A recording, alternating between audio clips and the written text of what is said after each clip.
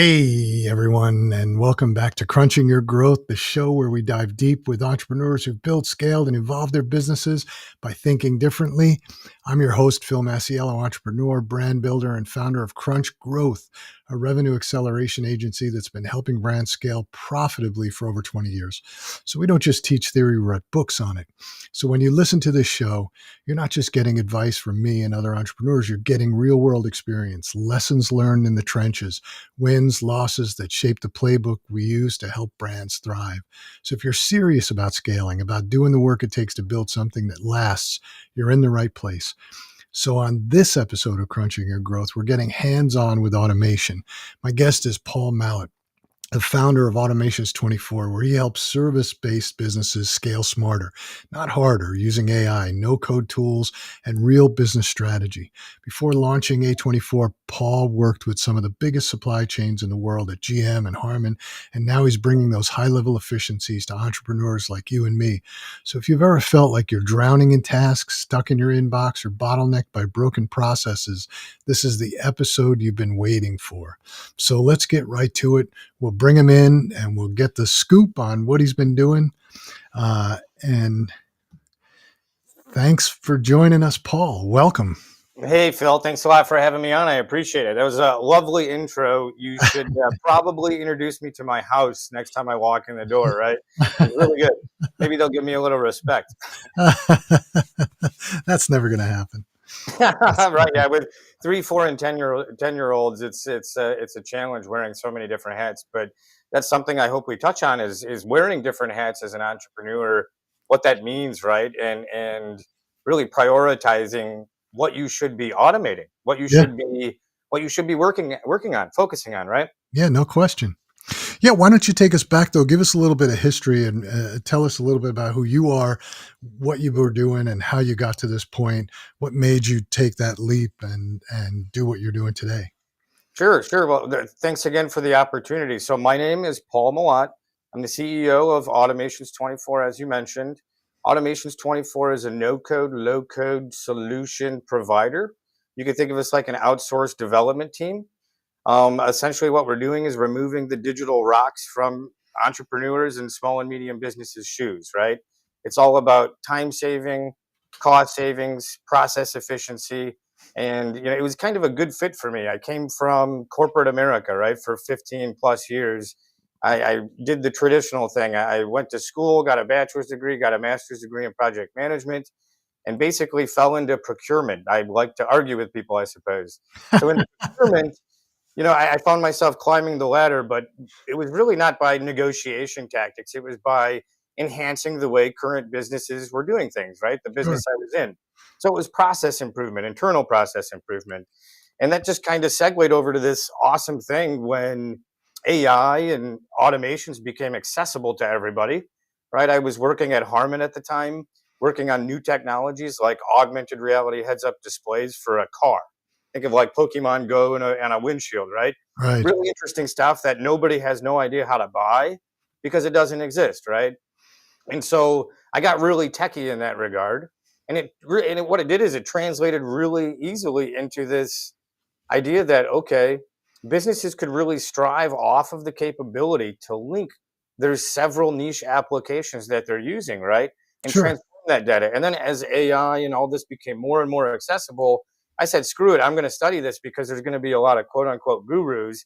And I found myself last year going back to school at the U of M Flint, where I studied I'm a doctoral candidate studying business strategy, which right now is like AI, right? AI is the hot topic, integration.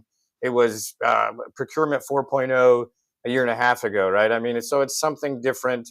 But in reality, what it is how do you transform a business to maintain relevance, right? It's how do you take theory and put it into practice? And that's what we do today at Automations 24. We basically use theories like DRO, digital resource orchestration, to enhance companies. Yeah, that's excellent. It's true. There's so many AI gurus, and it amazes me because it's not like AI is new. I mean, certainly it's gotten more play in the last few years, but it's been out there. I think we started using AI in different forms 5, 6 years ago. Mhm. And every day I must get 10 or 15 outreaches on LinkedIn with guys that are like, "Hey, do you know that you can use AI in your business?" I'm going, "Yeah, well, welcome to the fact that you just learned how to use fire." I mean, it's Yeah, been out right. there for a while. So, and for me, for us, my company and Crunch Growth, the best use that we found. I mean, certainly we use it for content generation. Mhm. We use it for video editing and things like that. But the best use is taking large amounts of data from advertising networks, putting it together and having AI analyze it and come up with a solution or a better strategy for advertising, which it does tremendously well. And so few people are really focused on that. They're all focused on, I can write blog posts for you. Well, I can do that. We've been doing that for 5 or 6 years. So Yeah, right. No, and it's funny. It's AI, because there's so many gurus and there's so many, and I'm not knocking it, right? The accessibility is a great thing, and more to the people to learn these technologies and become good at them, because I do think they are transformative, right? sure. In the sense of they're changing the process by which we get things done, right? And in that same sense, go out and learn these new things, but don't use it as like a social media vanity metric, like Oh likes and yeah. stuff, right? Don't implement Chat GPT because the buzzword is AI and they just released whatever 5.0 or something. It needs to be strategy. It needs to Yeah. be diligent. It needs to be process driven. And then you always have to understand, as you're executing it, that processes are always screwed. There's always a shadow behind it, and there's always someone doing a little bit more to make it, look like it is today on that piece of paper. And that's where the experience, I think, comes in. And I have to caution. I have to like segue into the cautionary thing of there's the idea that AI can make us think we're really good at something when we don't have any idea. It's the Dunning Kruger effect, where you're incompetent, but you believe you're competent, right? So I caution that when I'm implementing myself every day, because this stuff is really cool. It is nothing new. The technologies are advancing very, very quickly, and it's giving a lot of capability to us, right, for higher level thinking. Perfect. The use cases that you gave are perfect examples of above and beyond. Let's not just take content and repurpose it, right? There's actual data analytics that can happen now. There's one of the things people overlook is dirty data, right? I mean, data that's unclean, taking spreadsheet A and comparing it to spreadsheet B. I mean, that was my life in corporate America, right? And Yeah.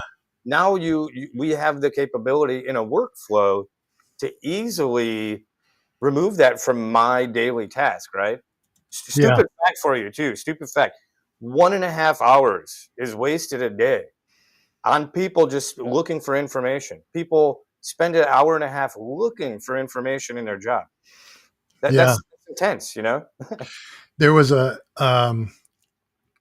there was an article in today's paper or today's news. I keep saying paper when I haven't used a newspaper in decades, but anyway, there was a coding assistant built by Replit. Hmm. And I don't know if you saw this article, but people were using it and they were building code, and the AI tool went rogue, and Oh no. it looked at some of the coding that they were doing, and I guess it didn't find what it needed, and so it deleted all the databases, and then it lied about it. So there's an Oh article. no. Yeah, it's I'm trying to find the article. It's Well, I use Replit myself, so I'm going to have to go back into like these. Only a couple applications do I have deployed. And by the way, I like Replit. I like Lovable. I like these services, these systems, these agents, basically software development agents, right? I like them for the purposes of experimentation. They should not be Q&A. They should not be taking the place of humans. They're amplifying our capability to code quickly in this case, right? And what you're exhibiting is exactly a bad use for a tool, to yeah. basically just focus on. That's not a product either, right? That's not a quality product in the end. Well, it said it generated 4,000 fictional users using made up data, concealed code bugs by generating false reports and fake unit test results. And it ignored 11 separate instructions not to make any code changes, but it deleted the production databases and for a bunch of people Mhm. that were working on it. But there's a whole article on it. I read it first thing this morning in the news, and I was just dying because I can just imagine all these people that were working over the weekend and doing things, and all of a sudden it just went wild and deleted everybody's databases. But the funny part was it lied about it. It tried to cover it up. It tried to cover the whole thing up. Yeah, can you So imagine that? I mean, that's a risk also, right? I don't, and we shouldn't be placing any kind of tools in and of themselves are not virtuous, right? I mean, they're not right, good or bad, right? It's how we use them, right? But there is a risk, just as the risk of Dunning Kruger, the incompetence and believing in yourself too much. sure, There's a risk in excuse me, like using these tools to that extent that you're talking about, where it is rogue, where you don't have the human in the loop, right? And in this case, what it did is it amplified a problem. So this is what I see when I'm dealing with enterprise level clients. It's like they have their problems may be pocketed, right? They may be in a corner of a room with no light shown on it yet. But as soon as we shine that light on it, we exacerbate it if we put if AI and a workflow is now taking the responsibility of the human's oversight, right? So it's a very fine balance you have to walk there, I think. oh yeah, I think you have to have processes in place. You have to have a goal for what you want AI to do Goal, in your yes. business. You have to have a reason for it.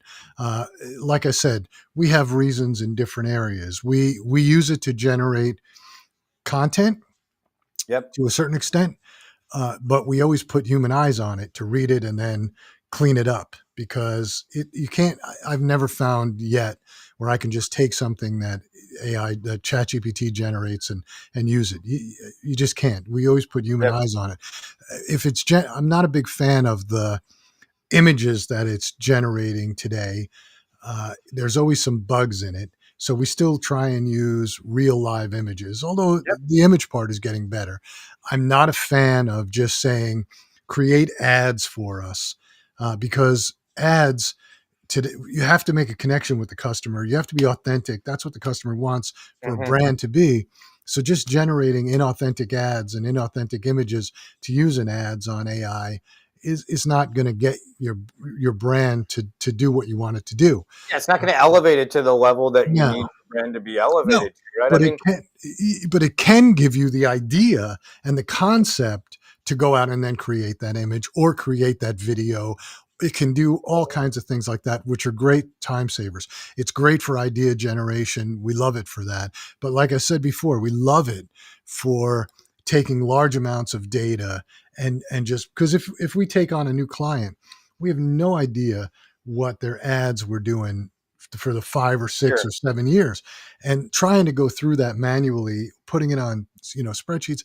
I mean, there's been products out there for years, but we found this one product about 4 years ago, and we could just dump just a ton of data into it, and yep. it'll just within 20 minutes it'll spit out really a clear path of where we have to go and what we're Mhm. doing. So those are the types of things. Like I said, we have a goal for what we're trying to get out of it.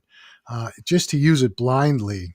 But the amazing thing to me is, in this day and age, the most basic part of what people have been using AI for over the last 4 or 5 years, well, since Jasper, I think, came out, is written content generation, blog Yeah, posts, articles. content. And Hmm. and it amazes me how many people today still don't understand how to use that appropriately. I'll give you an example.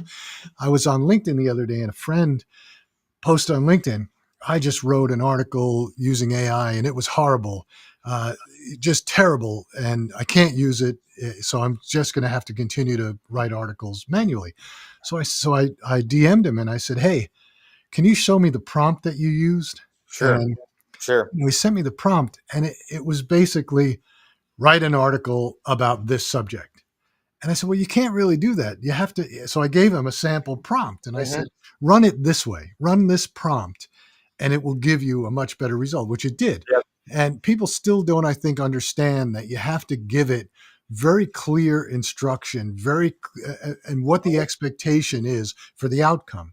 Because if you just let it go, it's going to do whatever it wants to do. Yeah, yeah. It's like I equate it to talking to my toddlers, right? I mean, I might have to also say things 6 different times, Sure, 6 different ways to get the result, but it's really my diligence in mapping my own process of prompting this thing, right?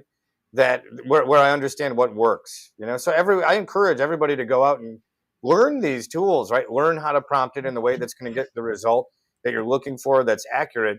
And to your point, this is all implementing AI for the sake of implementing it is terrible. Generative AI is great because, yeah, sure. No longer do I have to write copies anymore.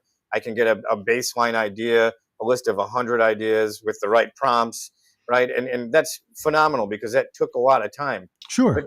But now it's not about that, right? It's about aligning your people to your systems and your data towards an intelligent outcome, right? And what I like to think is that A24, when we're automating things, we're really automating it for 4 different things, really. Is it increasing visibility of your company? What do I mean by that? When you talk about content generation and then having the human oversight to make sure that it's got your brand image and the essence of you, an Right. entrepreneur, most important to an entrepreneur, right? They're the bread and butter of making their business happen. The more they can duplicate themselves in that drive they have, the better off they're going to be, right? So use AI to duplicate the effort that you are putting in. You know what I mean? Don't really use generative AI to just, like you're saying here, prompt it and take the result and put it somewhere else, right? The other thing we do is reduce friction. There are so many things we're all doing on a daily basis that we hate. I'm sorry to say it like that, but I mean, I do a lot of things that I love, but there are a lot of administrative stuff that I can't stand. There's tax stuff I don't like to look at. There's just things all the time that are bombarding us and taking us away from what's getting that ROI, right? Yeah, absolutely. So thing number two, right? Thing three, just decision velocity. Exactly what you talked about. Having the tool that can digest the sheer amount of data in the time that you're giving it, right? The time that you need, your Yeah, qualifying time. That's huge because yeah, now the right leader can interpret that data in the right way and guide, right, the strategy appropriately. And then the final thing is human potential, right? It's an amplifier. What are we doing right and what are we doing wrong? Let's do more of what we're doing right and use AI to support that, yeah, absolutely. That's a good way to sum it all up. It's true. But you have to have an idea of what you want to get out of it. You have to have an Mhm. idea of what problem you're trying to solve with it, and make sure that you're solving it. Yeah, and I mean, the other thing to consider, it gets harder as the business grows, but it's something I like to call paradigm pliancy, right? What is the capability of an organization to adapt its logic and how it's doing business? I Yeah, mean, and some organizations are very rigid, and that's fine. But you have to think about now where AI in that rigid structure is going to be best supportive. And I tend to think that AI is really good for the smaller companies because it's flexible. Because in studies, it's the dynamic capabilities, sensing, seizing, and acting upon these opportunities. Right? yeah, Those three things. AI is really good, at bringing all of that to the forefront so you can sense it, right? Oh, there's an opportunity. Grab that opportunity and make it happen. So that's a great way to use it. yeah. Absolutely. There's some automation tools that we use for outreach, Yep. emailing, things like that are just phenomenal. With that are using AI as a backbone, and they work really, Hmm. really well. It's taking personalization and customization of communication to a whole different level. It There's no is. question about it. But at the same time, it needs to be managed, because if you just think too many people have this idea that it's just plug and play. You just go Yeah. ahead, set it up, and then you don't worry about it. And we've had and we've had some clients do some just funky things with it, and then come to us like, "Well, this isn't working for us," and you're going, well, yeah, it's not going to work. No, I mean you nailed it. There's these rigid companies think that they can install AI, and Yeah, it's just a funny thing. Like you can install it like a Microsoft Word or something. It's not like that at all. right? It's a Right. part of a bigger infrastructure. It's a tool that fits in the toolbox. The toolbox is the infrastructure of the business, right? Right. And that Right. infrastructure has human resources, it has brand value, it has strategy, it has board of director and the value that they bring to the company. It has all kinds of elements that come into play.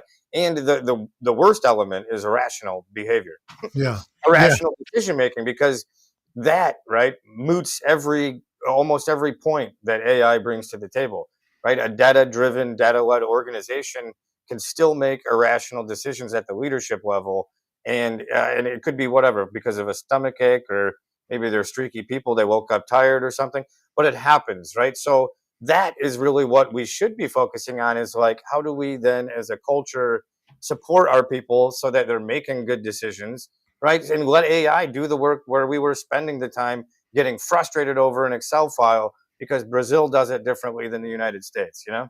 Yeah. Yeah. It's that's a great point. Um, but yeah, you're right.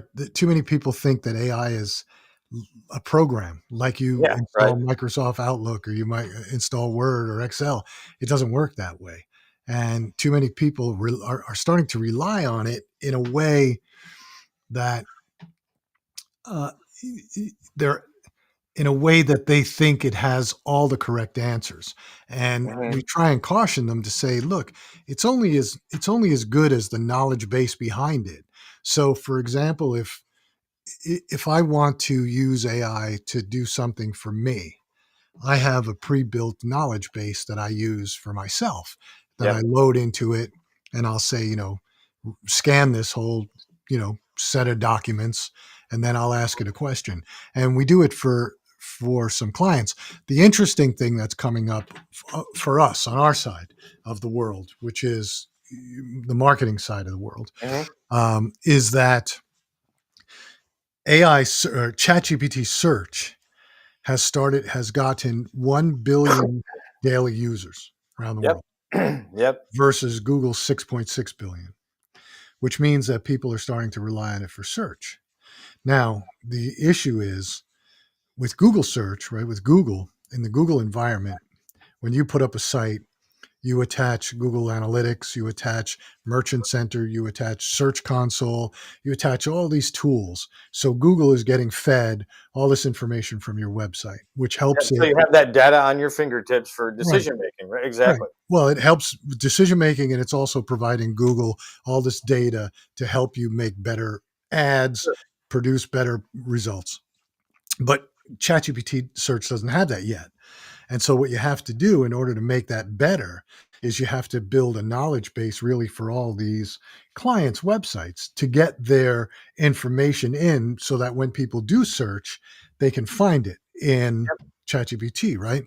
Now, what's going to be interesting is that uh, Sam Altman has already said he wants to out Google, and there's plans for them to link product websites, e-commerce sites, to Yep. ChatGPT search. So they'll have sort of a API to attach that will pull the product information and the Yep. data, which will be interesting. From our perspective, it'll be interesting. So we're trying to prepare sites today because the way that Google searches, which is based on keywords and search terms, Yep. versus Chat GPT, which is based on intent, Yep. it's going to be a totally different ballgame. And you've got to sort of restructure, just like what Amazon did with what you call it, Claude, where you could check on your Amazon, your search is totally different. Yep. And on the backside of Amazon, the setup now has so many more uh, pieces of information that Amazon wants regarding intent. So Mhm. it's becoming an interesting world from our perspective, from the Sure. marketing perspective, how to use or what the future is going to be for GPT search. And I had an interesting conversation with a friend of mine earlier about exactly this topic, and he was interested in the idea that, when Google first came out, we weren't good at asking Google questions. We had to figure out how to search Google, Yeah. and the same thing needs to happen with GPT, right? I mean, not just prompting anymore, right? Forget about what we just talked about, where people are still struggling to prompt to get the ideal response. Now we have this thing where now we have to also learn how to properly, dictate to ChatGPT the type of product we're looking for, right? Why we want to buy it, how we're going to use it, and so on. I mean, to me, I think that's why I admire marketing, okay? Because you're constantly on the cutting edge of trying to be right there at that exact moment when the desire is there. And I view it, and I was just reading some papers about the idea that marketing is a co-development process. It's not a value from a delivery of a product is part of marketing. It's this entire dance, so to speak, right? And reading about AI making that dance much more complex in the idea that value is going to be given, right, at a different time and multiple times throughout the entire process now, because there could be a chat back and forth about that product. It could be your embedded own agent that's chatting about your product or multiple products in the competitors. It's going to be, it already is a complex game to be in front of the user at the right time, right? When they have intent, it's just going to be more complex to continue to satisfy them through the process of making a purchase. No question. Yeah, no question about it. I I love what I do. That's what I love about what I do is that it's constantly changing. Every day I wake Problem. up, Yeah. I can't. It, I have some companies that we work with that do the same thing that they've been doing for the last 10 or 15 years. Mhm. And I started marketing to consumers. I mean, I'm a consumer product person, but I started marketing to consumers, 30 years ago, before before we really had internet, right?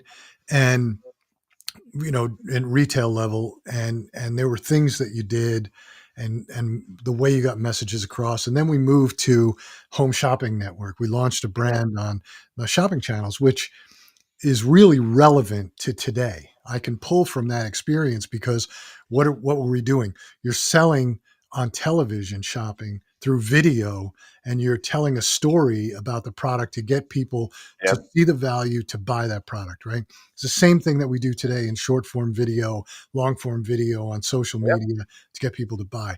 So that was extremely valuable. We did television early on, just conventional television, which to me was always frustrating because you could never see the results. But today we do connected television advertising, which we can because we know exactly who's logged in, we know exactly what Yep. they're watching, so we can deliver a tailored piece of content directly to them and see what action they take. So, Hyper tailored, not just like I oh like yeah, the color blue, the background's oh gonna be no, no, blue. you can, It's I like a can hyper tailored, absolutely. hyper tailored, and I love that about that because honestly, I don't really want to waste too much time looking for things I don't care to look for. I mean, as a consumer, I mean, Yeah. seriously, you touch on something interesting about evolving, though. I mean, what you're talking about is you as an entrepreneur being able to adapt to the external environment, right? And this is something where I fear that there are a lot of businesses, big and small, that are either afraid or they have these rigid processes and they're not moving forward with any minor improvements because they're whatever, they're still waiting for AI to be totally proven or something. I think you need to be jumping on this bandwagon now for any kind of success from it, right? Otherwise, you're going to be late to the game. Well, I agree with you. I agree with you, but that message has to be has to get delivered in a way that people need to be guided, or companies need to be Yeah. guided on how to do it because, like I said, I mean, we have some clients who just go crazy with AI. They'll come back, they'll send us a diatribe of, an analysis of the ads that we're running, saying this is what ChatGPT said about the ads. And you're going, Great. Yeah. yeah, it's not okay. Would you like us to do that? Because if we do that, you're going to get a worse return on your money. Right. But we'll do it. But it has to be guided. And there's a lot of people that are using AI in just the incorrect ways and not looking at it in terms of process efficiency or system efficiency, but just Yeah. in terms of, I'm just asking AI everything about my business, right? Yeah. What price should I charge for this? What should my brand message be? And that becomes sort of dangerous because you Mhm. become inauthentic, and selling, I don't care if you're selling a physical product. I don't care if you're selling a SaaS product or a service product. You have to be authentic and you have to be able to connect with the customer. And Mhm. if you just rely on ChatGPT or rely on AI, you lose that authenticity. You know? 100%, 100%. And you have to treat your business like a business, right? I mean, you have to understand where it's making money. If you're not making money, you have to make changes to it, right? And unfortunately, just in spite of the fact that AI is trained on all sorts of data, it's not going to know the nuances like right? And that's really important for you to be able to have that impact on it. Well, you just said the correct thing, which is AI doesn't know your business. It doesn't know the history of your business Mhm. unless you tell it. And most Right. people Yeah. don't take the time to give it sort of a knowledge base and feed it Mhm. all that information so that it can make a decision. If not, it goes out and says, okay, well, this is this kind of business selling this kind of product, and these kinds of businesses do this. And so here's your answer. Yeah, And here's then, your business plan, right? yeah. It's quite interesting. Well, you talked about hallucinations too, right? I know we've continually alluded to the idea of having a human in the loop, right? Well, the necessity to have a human in the loop. And talking about hallucinations, I just want to bring up this paper I read that where the hallucinations that GPT is providing are now transferring into human belief, Right. right? Meaning, like, people are going into the office and speaking with absolute conviction some bullshit that GPT just said it, right? We have to be a little careful with how we're approaching it. I mean, I'm all for it, but we do have to be a little careful for sure. Well, again, it's the same thing. If it has no context, if it Hmm. doesn't know you, it has no context about you, your business, whatever it is, and you just type in a prompt and take what it gives you and go out and use it, you're All hurting right. yourself. You're going to wind up because we don't know what it's given you. But again, if you take the time to use it correctly, and that's why the bigger companies are using these AI generative products that are tied into the business, that are looking at the Hmm. historical data. They're looking at what was done. They're looking at the process and the system, so they get to know the company. But Hmm. the smaller guys don't have that, and they don't have the ability to use that kind. Right? You're not going to get IBM's AI generation tools that are going to load into your business. You're not going to have that kind of infrastructure. And the smaller guys just think, well, I'm using ChatGPT or I'm using one of these products, and it's telling me to do this, so I should do it. No, and you touch on something interesting too. Big data and small data, right? Big data is these IBMs, using them as the example. Having a lot of data means you can make a lot of different decisions, Oh right? yeah, Statistics, right? Whatever.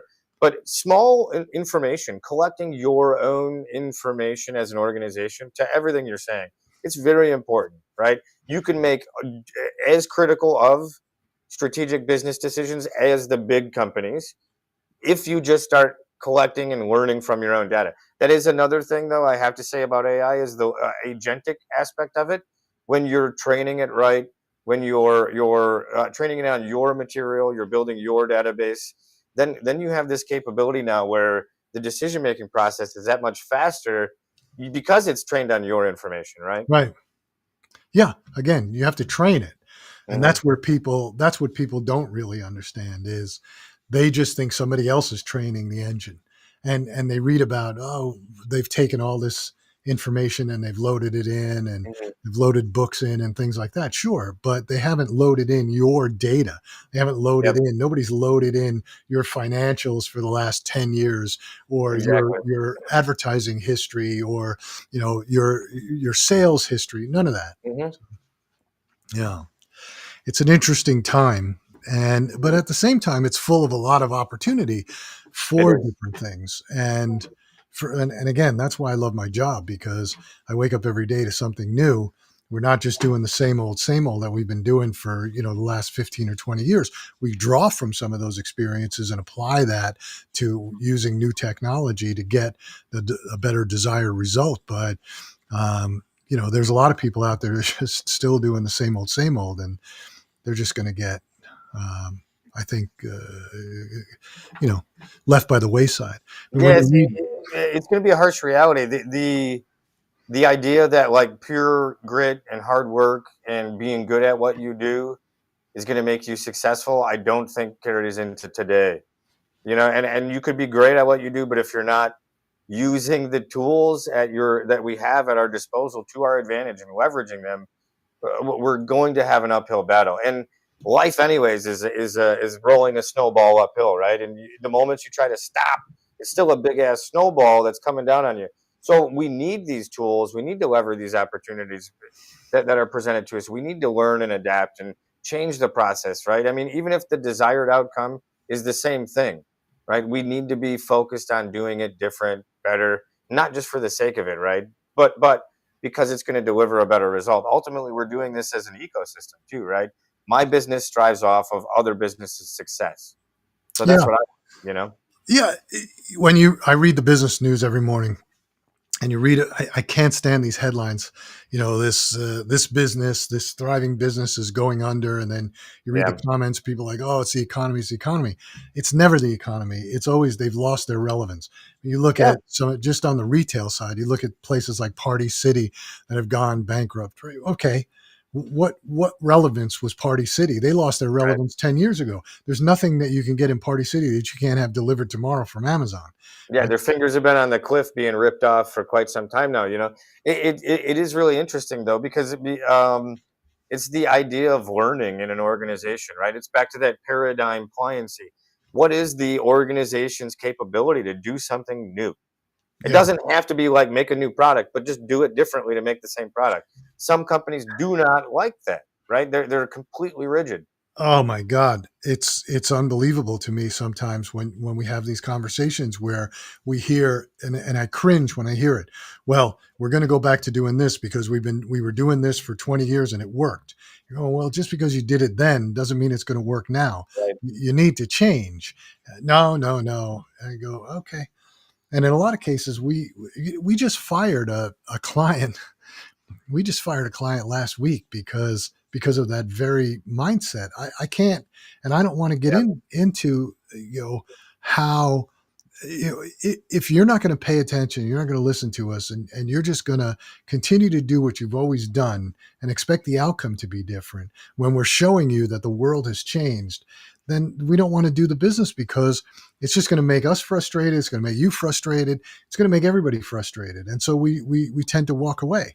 Yeah, And it's like planting a bad seed in an ecosystem, right? I mean, it's a, I don't want to say diseased or talk too bad about it, right? I mean, everybody's got reasons, but, I personally don't want to do business with that rigidity because it's going to stifle my own growth. But I'm also not trying to change at whichever way the wind blows. There needs to be logic and strategic decision making, and if I don't have the answer, which frequently happens, right? I turn to the people who are the experts. And that's another thing we can't neglect is that there are the human capital around us. There are so many smart people in entrepreneurship doing so many unique, cool things. To be a part of that is really phenomenal. And to help problem solve, that's where I'm aligned with you in terms of I love what I do. It's problem yeah, solving, it's building something different. I get to mess around with cool technology, but I'm ultimately helping, right? And that's where when you have this rigid organization, they're not helping themselves or allowing you to help them. So it becomes a back and forth until kind of you break through that paradigm. yeah. Well, on the coaching side of what I do, which is sort of separate from Crunch Growth, on that side, it gets a little bit easier when you're dealing with senior level people, Mhm. CEOs, founders, things like that. When you start talking about change and what they have to do to change and opening their eyes to change, and they seem to have a little bit better um, reception towards it. Where, Sure. where where it gets a little frustrating is when somebody's paying you to be a coach and you're coaching them and you're giving them a strategy and you're telling them, you're showing them what they need to do, and then they go, yeah, yeah, yeah, yeah, yeah, yeah, and then they leave the meeting, and you come back 3 weeks later and you're like, well, how you doing? Well, I didn't implement any of that because I got so tied up, and you're like, okay, all right, well, I mean, hey, what you're describing is exactly the reason that I got into automations too. It's like you can only do so much with consulting, yeah, and yeah, you keep your nose in the shit and your hands out of it, for lack of a better term, right? And I got to be in it, because if you can't get that momentum, right? And so for me, that was kind of like this beautiful this apex where everything came together, where automations, AI, digital transformation, process, right? It all comes together kind of at this point in automations 24. yeah, Definitely. yeah. Yeah, there's no question. Automating repetitive tasks and automating that's a really a capital saver, and also Yeah, gives you a better, I think, utilization of your human capital. It's not costing 100%. people. I don't see it costing jobs in the future. What I see it is making jobs more efficient and effective, because you still Yeah. have to have humans running all this. You still have to do Yeah. it. We'd be foolish to think that 10 years from now, the titles of these jobs are going to be the same titles that we have in our current, in the economy, right? It's just different. It's going to be different. We have to be ready for it, be prepared Sure. for it. Yeah, absolutely. Yeah, no question about it. But there's so much bad press and bad information out there about it, because it's always so doom and gloom. It's going to Yeah. be the end of the world soon. Nobody's going to be able to find a job because AI is going to take over everything. So. No, I mean, some people will find themselves hunting for a job, right? I mean, but let's be honest with ourselves. And this is part of my own personal journey, right? You you you have the same amount of risk in a corporate world as a consultant, as a coach, as an entrepreneur. You're carrying the same kind of burden. Tomorrow Yeah. you could be calibrated out of an organization, whatever they want to call the firing process, right? And so I think the key here is to just, as a person, right, as a human being, right, embrace the idea that the only thing that's never going to change is change, right? I mean, it's literally going to continue happening. So we have to adapt. Yeah, no question about it. The only constant in this world is change. Yeah, you got it. That's what I was looking for. um, yeah, we've got about 5 minutes left. So, any last parting thoughts? Any ideas, concepts, information you want to give to entrepreneurs? Most of the people that are watching are small to medium sized Mhm. businesses, entrepreneurs, startups, guys like that, and looking to figure out how to implement, what they should be implementing, what they should think about first, and Yeah, uh, I mean, there's a lot to talk about. I'm pretty sure we could talk for like 6 hours, right? So yeah, 5 minutes, 5 minutes. The thing I would say to any entrepreneurs: don't be afraid of change, right? Like what we just talked about. Don't be afraid to do what was making you money yesterday a little different to make the same money today, right? And don't be afraid to let go of responsibility. We're not all working to bury ourselves, right? We're working to get to the beach, and we're working for family time, and whatever our goals are. Maybe it's to work more. Fine, that's you, not me. But as an entrepreneur, embrace these kind of things. Embrace this opportunity. I agree with you. AI is not going to take jobs like people think it may take jobs, or like what we hear. It's not doom and gloom. I think the future is definitely cyborg, right? Where we're amplified by being able to use machines differently.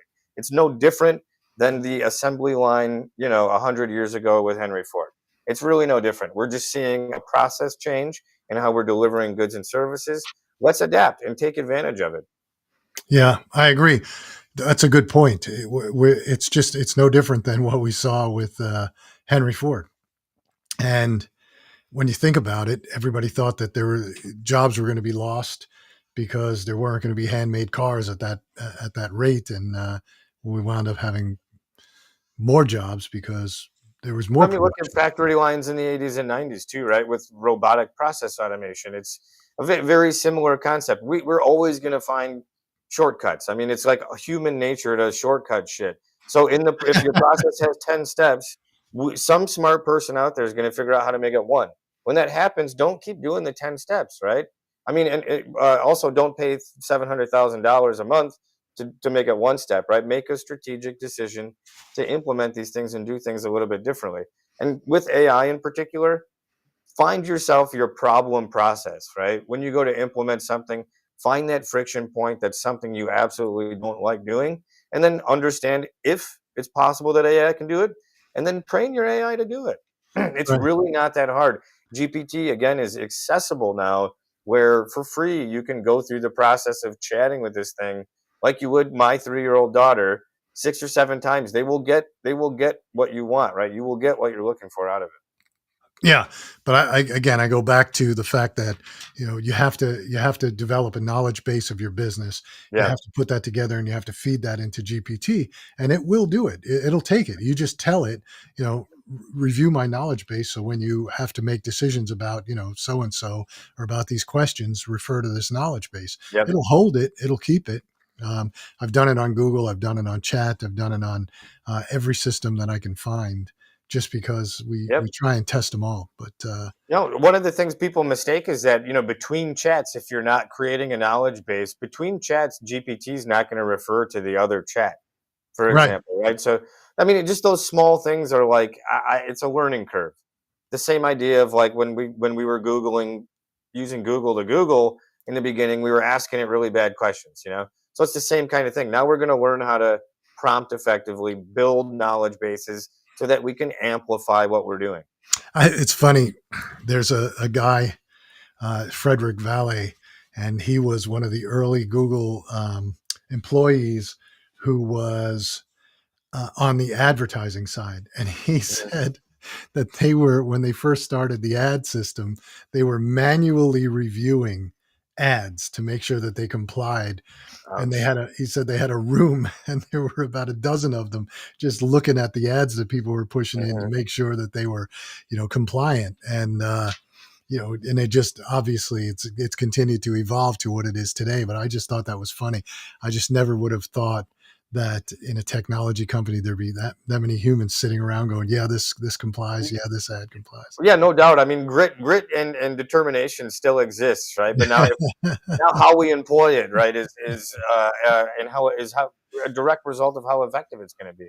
Yeah, it's there's no question, but it's funny how everything evolves when we go back and think about how Google evolved, because we look at Google today, which was not the Google of 2000, No, not at all. you know, and Yeah. I you mean, know, dude, I started my career faxing purchase orders. oh Okay, I mean, God, not to date myself, but like I'd fax a purchase order, then I'd walk back after I printed the PO, from SAP. I'd print the PO, put it in the machine, fax it, go back to my desk, pick up the phone, call the supplier, and be like, "Did you receive the PO?" Right? Now it's like EDI. You better know exactly when I need it, pre-negotiated at X amount per X amount units. Like, but that's the kind of change that makes things smoother and different. Better, right? yeah, no, it's funny because I was dealing with a banking issue, and the bank said we need you to fax the details to this number, and I said, Wait a minute. do you, Yeah. you realize this is 2025, right? Right. Right. That I don't even know how to fax anymore. How am I going to fax? I said I don't have a fax machine, so Oh. But I was dying because to me, they're trying to rationalize it by telling me that faxing is more secure than sending thing through their portal, right? That we have a Sure. banking portal. So Well, I'm that's a saying, bad argument, isn't it? right, you're telling me that I'm sending you a fax that's going to wind up in a fax machine that anybody can walk by, Yeah. and you're saying that's more secure than me putting In your this portal. information into your portal. Yeah, your That banking portal. Wait a second. yeah. Yeah. So No, that anyway, makes well. Speaking of fax machines and marketing, okay, I thought until I did some research on it, okay, I thought that maybe I could, for Automations 24 as a smart idea, just send faxes to every fax machine phone number I could find of like butt cheeks or something, right, to catch their attention. yeah, But I found out that that's actually illegal. Some smart person back in the day thought about that, did it, and it was effective enough to get government legislation against it. You know. exactly. Yeah, exactly. All right. Well, that pretty much wraps it up. We've We've gone a little bit over, but that's okay. So that wraps up another high impact episode of Crunching Your Growth. And a huge thanks to Paul for breaking down automation in a way that's not just strategic, but practical and accessible for founders at any stage. So if you're ready to stop patching processes and start scaling with systems, head over to automations24.com to learn more. And don't forget to subscribe, rate, and share this episode with someone whose business could use a serious operations upgrade. Get in touch with Paul. We have all of his information in the description of the show. We've got his LinkedIn in there. We've got the website, all that. So if you're looking for it, go ahead and just get in touch with Paul. But until next time, keep growing, keep iterating, and keep crunching your growth.